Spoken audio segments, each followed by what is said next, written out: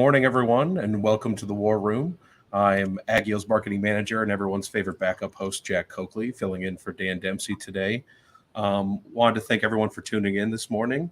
As we've said yesterday, and as we'll continue going forward with these, we are now live on YouTube, Facebook, and X. The main stream will always be on YouTube Live. So why don't you go ahead while you're here or sometime today, subscribe to the AgYield YouTube channel. This will allow you to get all of the updates on when we're going live and where the videos are going to be. Watch the replays. That subscription button should be just under your video screen right here. With that, thanks again for tuning in, and I will kick it over to Dustin, who had some insights on spreads. Dustin, take it from here. Yeah, thanks, Jack. At the risk of sounding like a broken record here, we keep talking about first notice day because that is, kind of the highlight of just this contract in general, the D's 23 corn contract. And we had a very large crop this year. We had prices obviously fall substantially from where they were in the spring. So there's a big reluctance to sell from the grower side, especially in the East where we have, lower basis levels and large supplies. So when we see that, though, we see basis only contracts or re-ownership off the December contract, rather. That all kind of forces this decision into this week. So this is why we keep talking about it. Thursday is first notice day. Today and tomorrow are really the last couple of days for longs to either roll or sell prior to first notice day to avoid risking the delivery window. So that kind of artificial time window forces a lot of decisions all to be made on the sell side, we believe, all at once. And so we're not too surprised to see new contract lows here and new spread lows. So last night, we got a chart here. Let's see if I can pull it up. Yep. So D's March traded down to 20 cents carry, and that is about 60% of full carry. So again, the best time to roll is right now, right going into first notice day if you haven't done so yet. But the market's telling us that there's plenty of supply. And we saw it again in the export inspections yesterday, fairly low and definitely low going down the Gulf. So other news, we did have some more sales for beans last night or this morning at the 8 a.m. announcement, another 123,000 metric tons going to unknown. So bean sales have actually picked up recently, not too bad. One thing I did want to note on the commitment of traders report was delayed from Friday. It came out yesterday afternoon, and we had the funds continue to pile into the short side for corn again. So they raised another 20,000 fresh net short corn position. So net they're approaching that billion bushel mark. They're not yet there, but they're getting close to it again. They're net short nearly 1 billion bushels of corn as of Tuesday after this latest round of additional selling. Yeah, I'd like to add to that, Dustin. Jack, can you pull up that chart again? Sure. Yeah, so I think this shows why are the funds, why do they like to get short?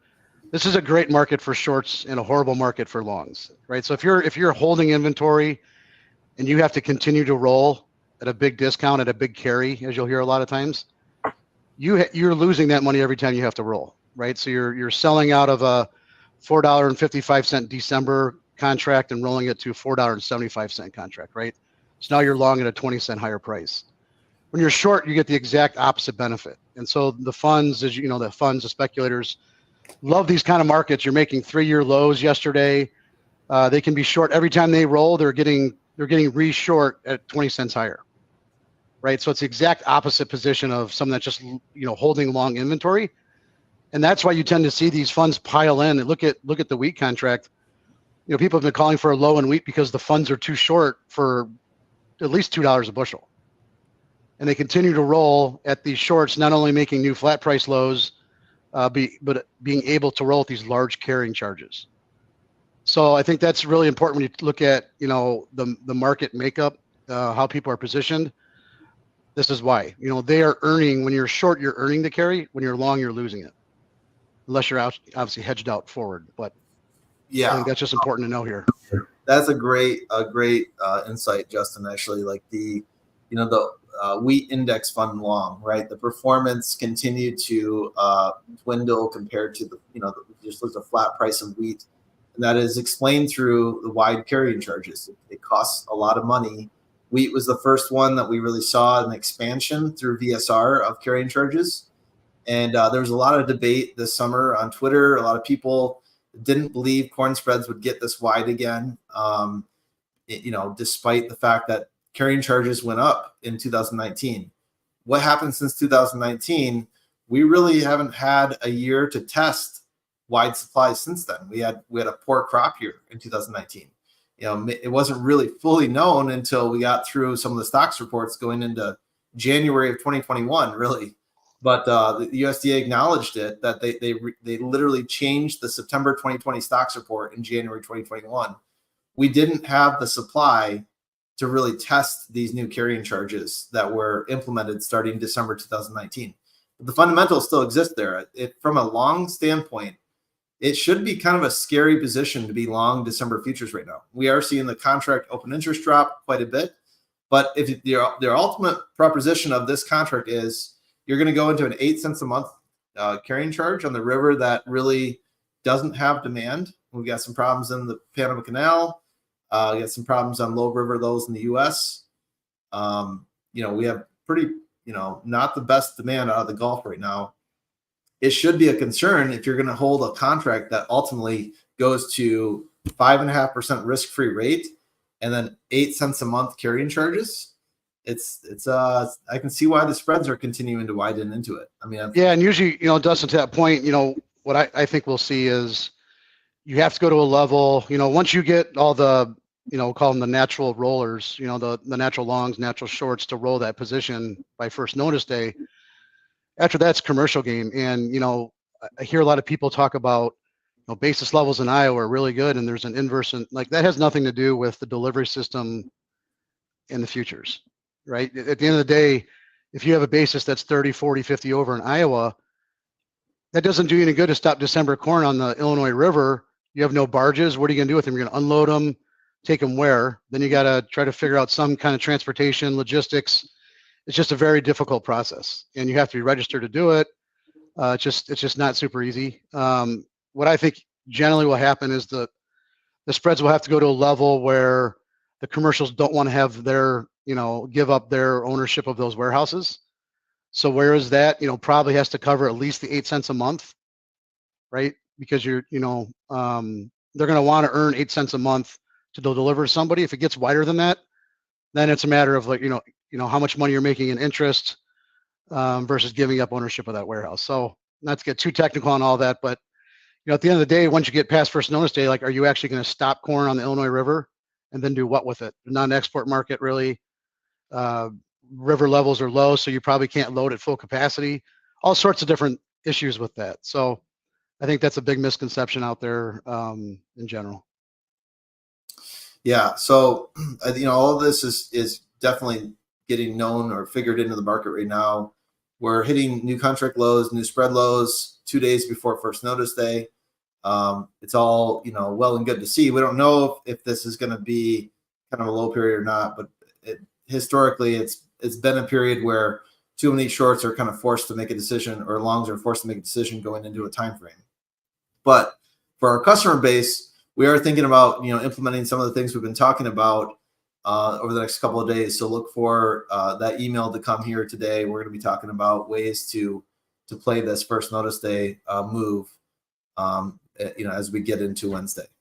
Yeah, and I think to that, we've been, you guys that have watched our videos and been, clients for a long time watching this, we've been on the kind of more bearish side of these spreads. Once you get to a point, what Dustin's saying is where the whole market's kind of figured it out, realized it, it might make sense to look at maybe some cheap strategies going into South America actual growing season. So I agree. I would add one thing too. I think there's some pretty unique hedging strategies when you're starting to look at how these spreads are operating, especially versus old crop versus new crop, through some option strategies that we can come up with. I think there's some really good opportunity to hedge some old crop corn if you have some left to hedge. and kind of using that combination with what your plans are for 2024. Yeah, that's a great idea, Jason. Yeah, taking 2024 liability to get a 2023 asset. Absolutely. Out to those time. Any other comments or questions from the team here? No, I'd say, Rylan, cattle's obviously in a meltdown. I'm not as in tune with it as you are. A lot of fights going on Twitter yesterday. A lot of heated debates. Obviously, you have a $50+ move in such a short time. There's blood in the water. What are your thoughts here? Well, it's, I mean, I don't want to call for a bottom. I mean, I feel like the market really was leaning kind of the wrong way into the October cattle on feed report, which really started this. And it, for people that don't really follow the supply and just kind of follow the narrative, screaming about how tight everything is. Tight supplies stay tight for quite some time, and everybody was projecting, well, it's going to be 2 years out before we actually see any kind of back buildup of any cattle supplies. And it happened essentially 2 years earlier than what the market was expecting. So turns out high prices are really causing these feedlots to stay relatively full, and these are still high prices. We've just seen a complete kind of liquidation from the long side of the market. In fact, the funds are carrying a short position in feeders now. The massive liquidation yesterday on the new lows. So, I mean, I think just from like a technical dynamic, they're starting to show some signs that, we're getting the longs out of the market. We're really punishing them hard. There was a pretty heavy down in open interest yesterday, about 6,000 contracts. Even though longer term, we know we may run into some holes in supply here that really cause things to bounce back up, but we're coming off multi-year highs right now. There's really just no telling where the market finally winds up at what time. It's been a hedger's market. Everybody looking at their profitability, I mean, at this point, needs to make some decisions as to how they want to shape up going into first quarter next year, and not trying to really outguess where this thing's really going to go.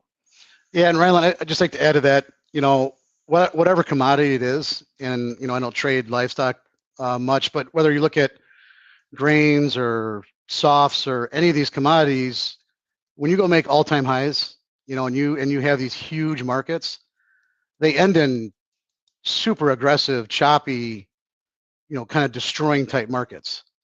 I remember in 2008, we had a bean market. I think it broke $4 in 3 weeks and then rallied $5 in the next 3 weeks. These are massive moves, and if you're just, it really can really destroy people that are just trying to have to sell breaks, have to buy rallies. It can really be a career ender for a lot of traders. So I think on a production side of things, right, you have to kind of use diligence and just look at the numbers, don't you? Absolutely. Absolutely. I mean, I think just the way this market is very reminiscent of 2015 in the livestock. Just you come to a new high and everybody's super bulled up, and now you're starting to see the public start to come out, and people watching the markets and pointing fingers, as who's to blame for this. And there's as my father used to say, sometimes you'll get this random dispassionate movement of capital out of the markets. And you just don't know why it's happening, but it's happening. And, if you go by the philosophy of the market's never wrong, yeah, I mean, they're just, you kind of follow the price action, and you just make your determinations kind of based on margins rather than sentiment and feelings. Yep, absolutely. So that's pretty much all I got. It's been a brutal market. It's been pretty one-sided. So I mean, I'm kind of hoping like some of the technicals are starting to turn around, but I don't know how much that's really going to help us at this point. It's just once it's done, I guess. I do think one last comment to that, which I think is pretty interesting, is these LRP, new crop insurance policies that are basically 100% related to the puts. Right. or selling. I assume that as these continue to get purchased at these record high prices, that put hedging, in the market, right? Yes. By third parties that are offering these products, taking those products, offsetting their risk onto the market. So, even though producers weren't actually selling futures, they basically were by buying LRPs. Would that be an Right. accurate statement? Yeah, I would say so. It's an element that the market didn't have at those times or wasn't widely available the first time we made multi-year highs and started coming back down. But it is something that's very important. At least that's really what those products, this kind of market is what those products are built for. So maybe that is an element that's putting a bit of pressure on here. And as we see in the grain market, sometimes you come right down to that floor, and just kind of sit there. I mean, the market's pretty smart at figuring out where those are. I think at this point, though, especially in the feeders, a lot of these guys are deep in the money. And that's why we were kind of talking about yesterday that there's ways to trade around it. But you want to kind of define that amount of risk that you want to take if that's something that you're really interested in. But also, as I said yesterday in the commentary, it's not a necessity. It's not necessary. And like you said yesterday on the call, you can just be happy with where you're sold. Right. Looks Okay, like guys. we just hit the open here, so I'm going to shoot us over to Dustin for those numbers. Yeah, I can help. I can take that. D's corn down a half, 455 last. Jan beans up 6 3/4, 1336.5, and D sweet 533.5 down 3/4. So, thanks, John. Always a pleasure hearing your voice. Any parting appreciate shots? Any parting shots before we go, guys? No, I don't think Nope. so. All good. Nope. Have a good day. Thanks, Jack. Well, Thanks, thanks Jack. for everything, guys. Have a Take care. good one. Thanks, You guys. too.